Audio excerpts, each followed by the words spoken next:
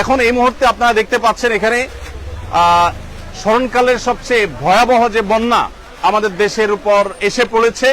আমরা জানি যে ফেনী, কুমিল্লা, লক্ষ্মীপুর, নোয়াখালী এবং চট্টগ্রামের কিছু এলাকা সহ, চাঁদপুরের কিছু এলাকা সহ, এদিকে ব্রাহ্মণবাড়িয়া সাইডের কিছু এলাকা সহ পুরো বিস্তীর্ণ এলাকা জুড়ে লক্ষ লক্ষ মানুষ পানিবন্দী।